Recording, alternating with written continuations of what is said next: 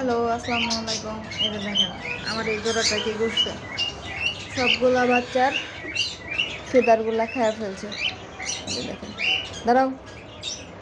এই দেখেন, সবগুলা বাচ্চারই ফেদারগুলা পিঠের খায়া ফেলছে। কেন খায়া ফেলছে জানেন?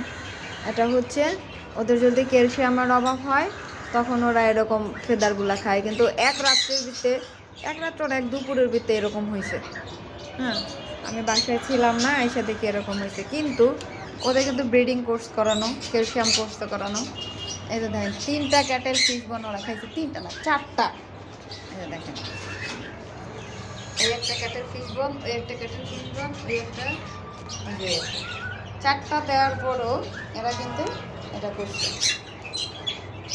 এখন কি করতে হবে জানেন? এদের বাচ্চাগুলো আমি আরও কয়েকদিন পরেই নামাবো, যেহেতু খাইয়েই ফেলছে, এখন আর কী করার। এই জন্য আমি এদের বাচ্চাগুলো আরও কয়েকদিন পরে নামাবো। নামিয়ে এদের একদম টানা 6 থেকে 7 মাস রেস্ট দিব।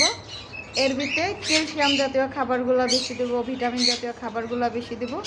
তারপরে 6-7 মাস গেলে এরপরে এদের আবার বক্স দিব, তার আগে আর বক্স দিব না, যাতে ওদের ক্যালসিয়ামের ঘাটতিটা পুরো না, ওরা যেন ফের আর বাচ্চা এরকম না করতে পারে। হ্যাঁ, এরকম যেন আর না করতে পারে। এই জন্য দেখেন কী অবস্থা করছে। এই বাচ্চাটা কিন্তু পাল, ওর মায়ের মতো, বুঝছেন?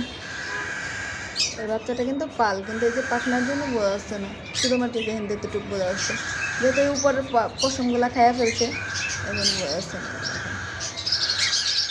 যাই হোক, আলহামদুলিল্লাহ 4টা ডিম দিছিল, 4টাই বাচ্চা তুলছে।